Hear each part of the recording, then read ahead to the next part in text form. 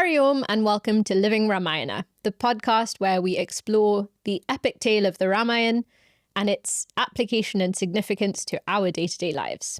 We're joined today by Prem, one of our study group facilitators.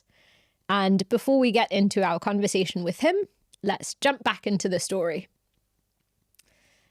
In the last episode, we ended with the death of King Dasharatha. Remembering Rama and having explained his past karma, which he points to as the cause for all of this suffering, he gives up his body. In the morning, so this all happens at night, his attendants who usually come to do whatever they do in the morning for him, they arrive in the palace and finding that there's no response, there's no sort of activity going on, enter into his room and find that the king has died. And now as soon as they find out, the news spreads through the city. And the city is once again plunged into this deep sorrow. Prince Rama has left, but now their king is also departed, and they are without any leader. As soon as the guru, Vasishtha, finds out, he says, having gathered with all the other wise people and the ministers of the city, he is now advised that, or he advises rather, that a member of this lineage must be coronated immediately. And there is this interesting portion in the Valmiki Ramayana where the description is given of a rulerless land. So in the land where there is no ruler, essentially everything goes wrong, right? There is chaos.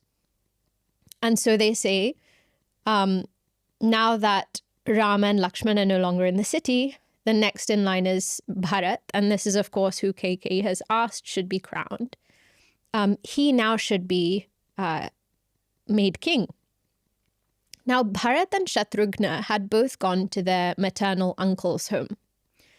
And so they actually have no idea of anything that has happened since they left. So they don't know about King Dasharatha's decision to make Rama crown prince. They don't know about the boons that Kaikeyi has asked for. They don't know about the exile. They don't know about King Dasharatha's death.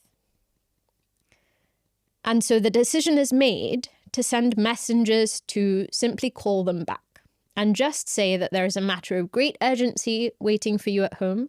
Please come immediately. And so interesting to see how the news is not communicated until they get home. Bharata, for his part, has been feeling very uneasy, and he's not sure why. And he's also been having strange dreams. And for him, that means that something has gone wrong. And as soon as these messengers arrive and tell him that he has to come back without telling him why, it confirms his suspicion that something has happened. And so he and Shatrughna take permission from his grandfather and uncle, and they leave for Ayodhya. When they are entering back into the city, again, they find that the city looks completely different, right? There are no signs of, it's almost that there are no signs of life because everyone is so deeply in mourning. The city looks messy, it looks dirty. There is, none of the usual activity that you would expect is happening. And Bharata goes first to his mother's palace. And he finds Kaikeyi and he asks, "Is all well? How is the king?" And he is told by Kaikeyi, in brief, that King Dasharatha has died. Now, this is the first piece of news that he hears on entering back into the city. So he is devastated. His father has died and he's not even had the opportunity to see him or speak to him. And so Bharata asks his mother, what did he say? How was he before he died? What were his last words for me? And Kaikeyi says, oh, well, he didn't say anything about you. He just said, oh, Rama, Lakshman, Sita. And then Bharat asks, well, where is my brother? Where is Rama? Where is Sitaji? Where is Lakshman? And Kaikeyi, thinking that Bharat will be very pleased with her for what she's done, then narrates everything that has happened. And as soon as he hears this, Bharata is furious. And he speaks very harshly to his mother in the sort of language where he essentially tells her that she is a disgrace and he no longer wants to be associated with her at all. He leaves her palace and he goes to Kausalyaji and speaks with her, and both attempt to sort of console each other. Kausalya especially attempting to console Bharata. And now, of course, before anything else has to happen, the funeral rites have to take place. And so all the preparations are made, and the ritual must be done by the eldest son. So the funeral pyre is built, everybody assembles, the Guru, Vasishtha, etc., everybody is there. And Bharata is the one to, once the body is placed there, to light the funeral pyre. And so you can just imagine the kind of experience or the kind of thoughts that he's having, right? Within such a short time, Bharata's whole world has fallen apart completely. He's been away from home, and in that time, his father has died. 2 brothers and Sitaji have been exiled to the forest.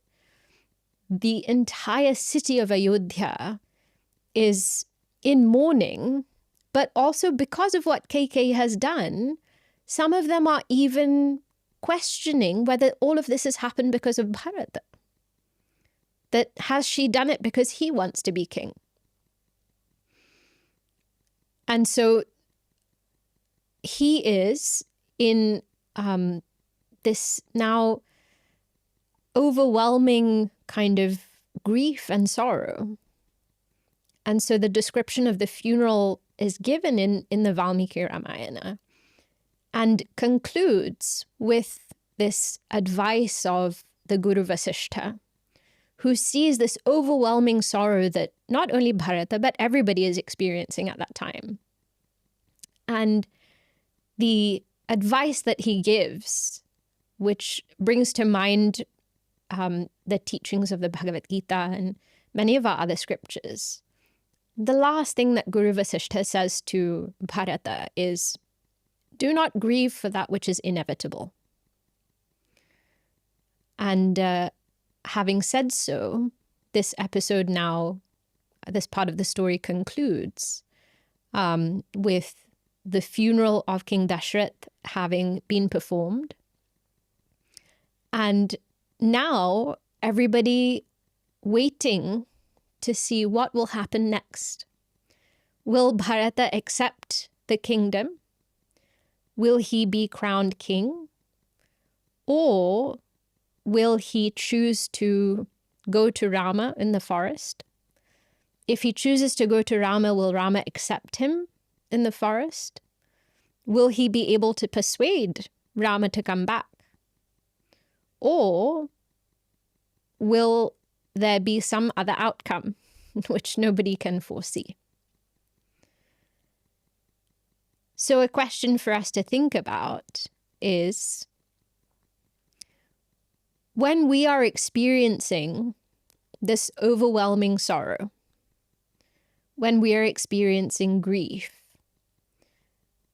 Is there an ideal means for us to overcome grief? Is grief something that we just have to go through?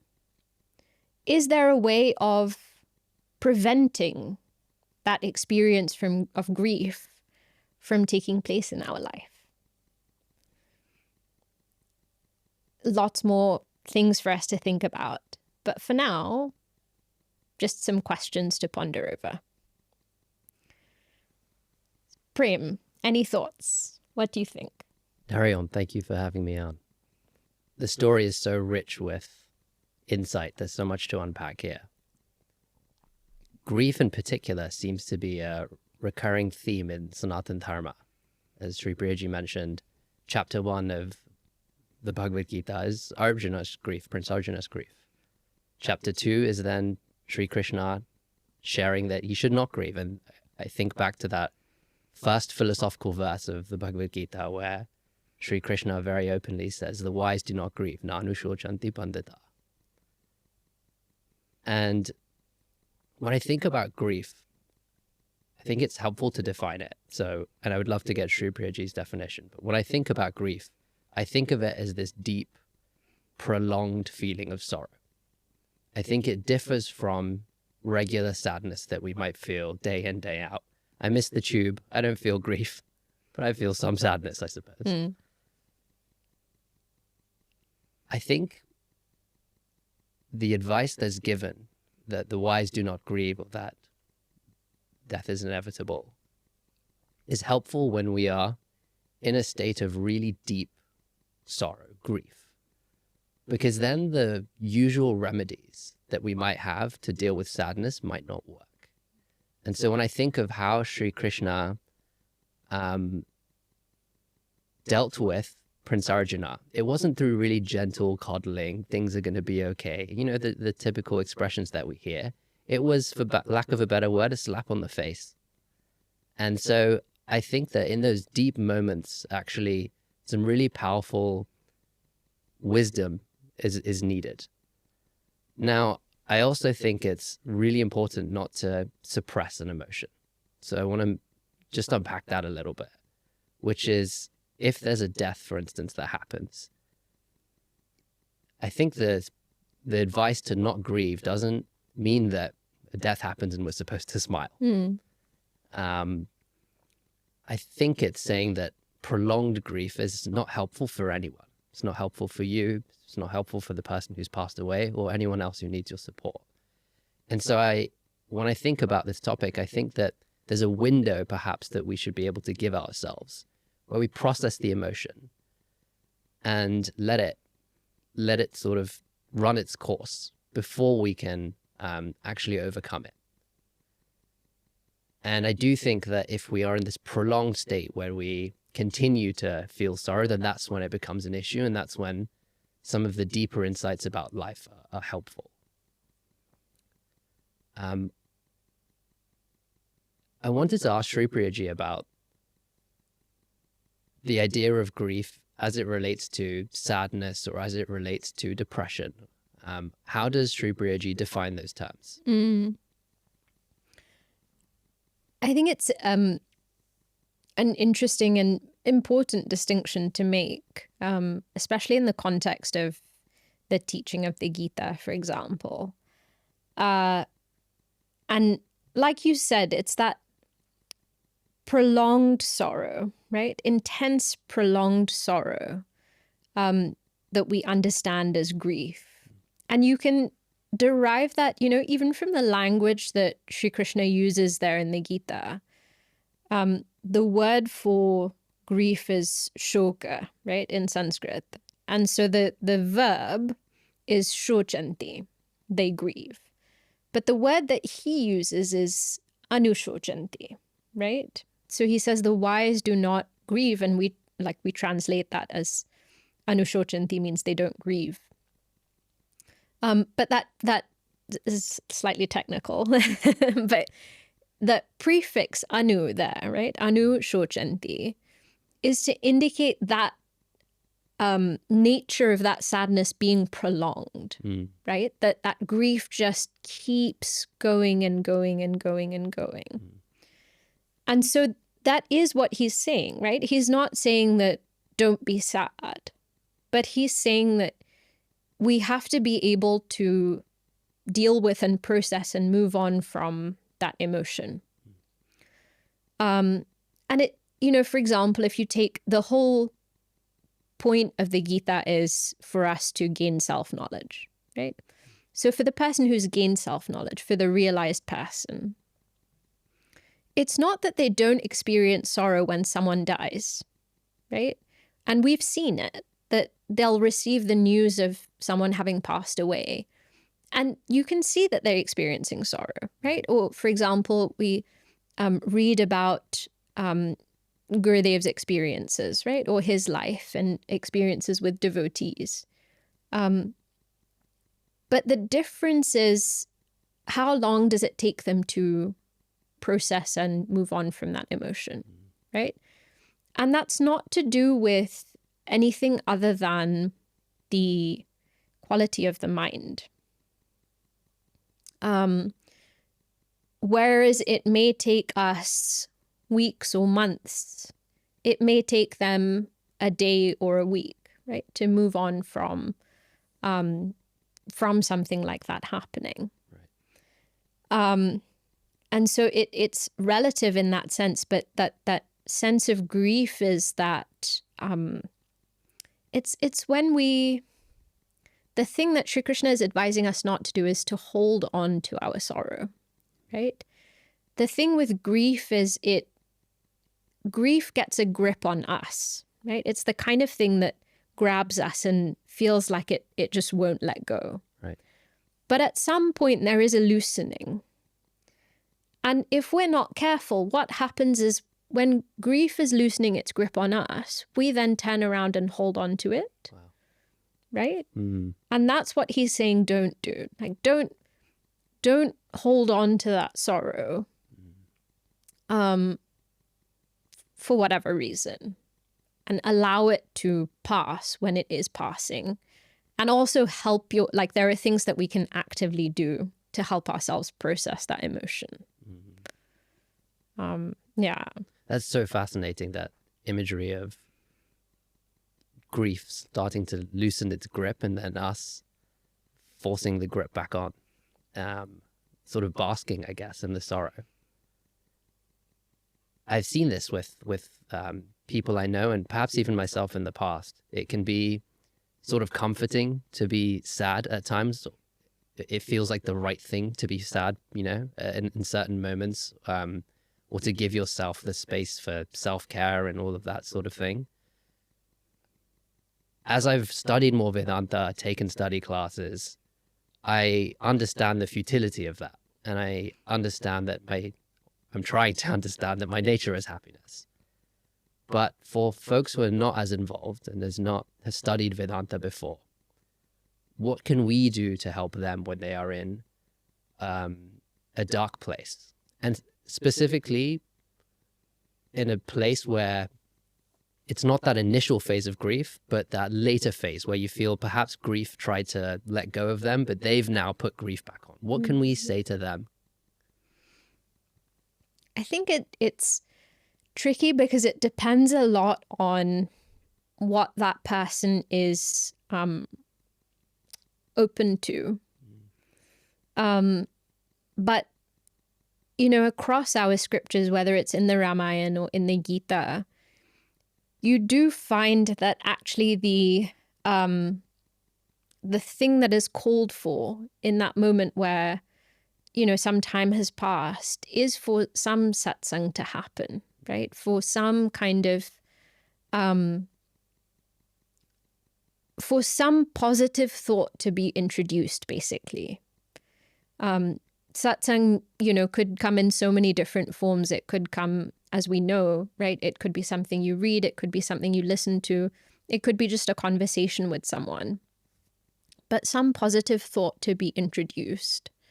And according to, and again, this is, depending on that person, according to what they're available for, right? They may not be available necessarily for the teaching that Sri Krishna gives to Arjuna, right? Right. But some sort of positive thought, right? Of whether it's, what Vasishtha says, which is that change is inevitable or death is inevitable. This is, again, maybe a hard thing actually for people to hear. But some kind of satsang. And if they're not ready for that, then I think just being there for people, right? Just being like a positive presence in their life. Being someone who is available for them. And us being kind of grounded and strong in ourselves makes us, well placed to then offer support to whoever needs us. So I think it's either of those two things. It's kind of, one, either offering satsang in whatever form we see as appropriate. And two, just kind of being, I guess, like a positive presence in that person's life. Right. Because the other thing that happens, with grief is it's really hard. Like, we know how hard it is to deal with sorrow in our own mind. To be around a person who is constantly in sorrow and who is constantly feeling low and feeling down is not something that everybody can do, because sometimes we find ourselves getting affected by how they're feeling. Straining. Right? And so us being grounded in our own spiritual strength then becomes a huge help, because then we can be that person who's always there. Right? Because if we're grounded in our own understanding, then we don't have to be affected by whatever their mind is going through, right? And we can be a source of strength, someone to lean on for that person. It's a really interesting point, because when we think, perhaps in a secular sense, about strengthening ourselves and working on ourselves, it can feel almost selfish. But here's a really interesting flip side, which is saying, if I work on myself and I make myself more mentally tough, I actually become a greater servant to the world, because I'm able to absorb negative energy and not radiate it as well. So that's a really interesting way to flip it on its head there. I wanted to unpack the grief itself. And I know in this scenario, for instance, Shripriyaji shared so many reasons why Bharat would be grieving. His father's passed away. Kaikeyi has did what she did. The whole kingdom, might be doubting Bharat and his role in all of this. And then in the Bhagavad Gita, for Prince Arjuna, it was that he was going to have to fight against all his cousins, his old teachers, his grandsire, and so on. So I understand the immediate causes for grief, but is there a deeper cause for grief that maybe unites all of the feelings of grief across all of these stories, and indeed in our life? Is there one sort of source of this grief that comes about? So the ultimate cause of grief, whether you look at the Gita or any other scripture, according to Advaita Vedanta, will say that the cause of grief ultimately is ignorance, right? And in between, you have a lot of sort of other causes that can be pointed out. But really speaking, it is the fact that we don't know who we truly are that then makes us develop the wrong kind of relationship with the world, people in it, objects in it, our own body, our own mind. And as a result of that kind of misplaced identity, we then form attachments. And then when those attachments are threatened or that thing is taken away from us, then the experience is sorrow or grief. Right? It's somewhere on that spectrum. Sure. And so the ultimate cause of grief is pointed out as ignorance, basically, right? That, and this you see in the Gita, where Arjuna it's very interesting to see that Arjuna's question that sparks off the teaching, right, is tell me what is the kind of best thing, right? Like, tell me what is, the word he uses is Shreya. Like, tell me what is the ultimate good in this situation, because I don't know my dharma. And so that can be taken to mean that he's asking about what to do. And Sri Krishna's answer is about who he is, right? So there is almost a, if you look at it on the surface level, there's a mismatch, because Right. Arjuna is saying, what should I do? And he's saying, let me tell you who you are, Yeah. right? Right. But the reason that he does that is he's saying the reason you're confused about what to do is because you don't know who you are, right? And the reason you're grieving is because you are not clear on your true nature. And it's actually, it's easy for us to see this, you know, in our own life when we, the you know, common example that is given in Vedanta is if you're suffering in a dream, if you have, I don't know, you're running through the forest and a tiger's chasing you. Yeah. How do you get rid of that fear and anxiety and that suffering? And the simplest answer is you wake up, right? Because as soon as you've woken up, you know that that dream tiger was just in my mind, and that person who's being chased is also just in my mind. And so you wake up from that false experience. And so what Vedanta tells us is the experience of being limited is a false one, right? It is what we experience, but it's not the truth of who we are. Sure. And so if we're able to wake up from that and see that we are complete and we are full, then there's no more room for the experience of grief. It's wherever we become dependent on anything or anyone for our happiness, right? That gets taken away. We experience grief, some degree of it.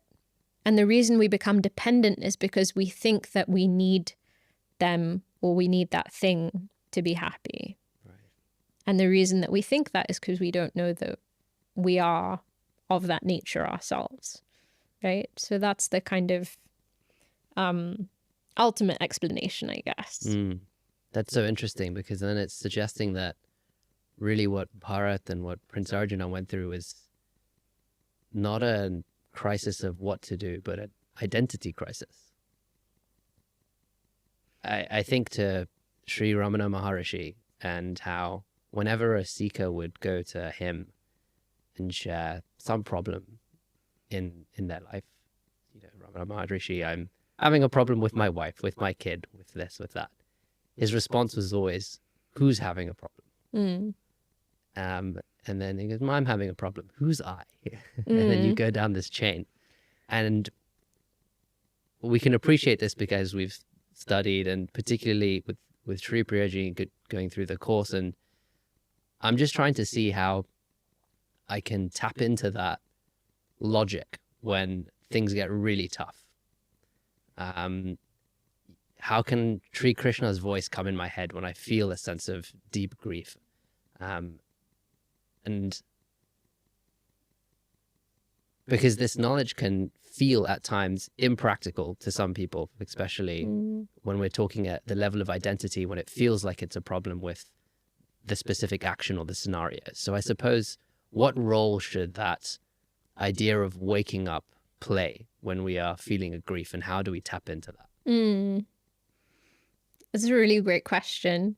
And it's interesting that, you know, between these two examples, there is a difference. So one is the example of Arjuna in the Gita, and the other one is the example of Bharat in the Ramayana. And in the Gita, Sri Krishna, like you said, you know, at the beginning is very much like, what's wrong with you? Like, stop, right? But then he gives him this whole, he gives him all the explanation and everything. Yeah. In the Ramayana, nobody condemns, like there is not even a trace of condemnation of Bharat for his sorrow. Because everybody sees it as valid. right? His sorrow is valid. And one, because it's, his father has passed away and it's his mother who's done this and he's not had any part in it. But the other thing that's brought out is it's because all of this is focused on Sri Ram, right? Who actually, even though people have this idea that in the Valmiki Ramayana, Sri Ram is portrayed as a man, Valmiki Ji is very clear that this is an incarnation of Vishnu. He's an avatar. Right. In the Tulsi Ramayana, it's even more explicit, where he's like, this is Ishvara, right? This is the Lord who has taken this form. And so everybody is very accepting of the fact that Bharata is sad that Rama has been exiled and, he's having to kind of go through all of this. And that's the reason that Bharata is grieving, is that how could all of this have happened to Rama because of me? So to link back to your question, right? How do we make this knowledge feel more relevant to us when things are really tough? The reason that we don't feel it's relevant is because our mind is not placed in that moment to see the relevance of the knowledge. And the reason that our mind will not see the relevance is because it is, we are not able to see outside of our own concerns. There's that term, right? Of, I don't know if this is the right phrase, navel gazing. You know what? Never heard of that basically before. just means that we're just looking at ourselves only, and we Wow. cannot see anything other than me and my problems. Right? Just self-concerned, preoccupied with ourselves. When the mind is in that mode, it'll be really hard for Vedanta to work, because Vedanta is like that person who's standing there and telling you your problems don't really matter. Right? It's a tough teacher. Right. Yeah. And if I feel that problem is a big one, I'm going to be like, well, you don't matter. Like, go away. I don't want to hear it. Yeah. Right? And so it has, our mind has to come to a point where we are able to step back from the problem enough to say, actually, how big of a problem is this? And in that moment, when we have that perspective, then we can apply the knowledge, or there's space to apply the knowledge. And the way for us to gain perspective, again, coming back to the two examples, right? The reason why no one condemns Bharata is because the thing that is just overwhelmingly seen in Bharata is bhakti, right? It's devotion. Arjuna his problem is me and mine. My family, my this, my that, right? And that's why he's fallen into this kind of pit of despair. Bharata is thinking, how has this happened to Sri Ram? And so the thing that pulls us out of our own problems, to put it in different language, the thing that gives us the purity of mind, which allows us to recognize how relevant Vedanta is to our own life, is basically devotion. That's what gives us the space to step back, because we are focused. Devotion meaning I'm able to kind of give all my time and effort and attention and invest my emotion in something bigger than just me. Right? And that's what will allow for Vedanta to seem relevant. So that's the thing that we then have to work on, right? If I find myself having this complaint that Vedanta doesn't make sense, or it's not relevant to me, or it's not applicable in this situation, then the question for ourselves is, okay, what is it that my mind is not able to let go of in this problem or in this situation? What do I need to step back from? And what is it that is going to allow me to step back? What is it that is going to allow me to let go a little bit so that I can then apply that teaching. And like you said, Sri Krishna's voice can, come to me, and that can really be a real solution for me in that problem. That's fascinating. The whole idea that our mind must be ready for knowledge. It's so unique, because if I think back to when I was in university, I never thought about the quality of my mind when I entered a classroom, right? I'm chatting with my friends, I'm playing football, I'm doing all sorts, and then you go to class, and then you learn finance, and you get out, and you carry on with your day. But it's so true that even when I show up to my study class, I make sure that I engage in some form of silence beforehand. I make sure I don't eat too much food. And it's just that the mind really needs to be in a pure and calm state for Vedanta. So my question is, why in secular sciences does the mind seem to matter less than it does in subjective sciences like Vedanta? It's really interesting. It is because there is a difference between the subject matter, basically, right? In Vedanta, we are trying to reframe our whole understanding of ourselves. Yes, we're also doing that about, the world and about our notion of truth or God. But fundamentally, it's about who I am. And to change that notion is a lot harder for us than to gain new information about finance, right? Or about literature, or about whatever it could be. Because in those areas, most of the time there is just a blank, right? Before we fill in that blank with new information, right? So before you learn about finance, you don't have any kind of misconceptions about how the financial system works. Sure. And then you have to go to college and be corrected, right? You just don't know. And then you go there and then they teach you. We have so many misconceptions about ourselves that we've built up over lifetimes, right? Beginningless time, I've been thinking of myself as limited. I've been thinking of myself as just this body, or as a mind. And for that to be corrected then needs a lot more subtlety of thinking, and it needs a lot more preparedness, because it's not just me learning about something in the external world. It's me trying to correct my notion of myself, which is so deeply ingrained, right? And that's why a little bit more, not a little bit, but a significant amount of just extra kind of care and attention and all of that has to be brought to that process of gaining knowledge in Vedanta than it appears to in any other field. Fascinating. Yeah. So I need to unlearn basically before I can learn. And that process of unlearning I might not be open to at that stage of time. Yeah, exactly. Interesting. Yeah. So that's the thing we have to do, but That easy task. Yeah. Luckily we have access to teaching, and we have great teachers. Yes, we do.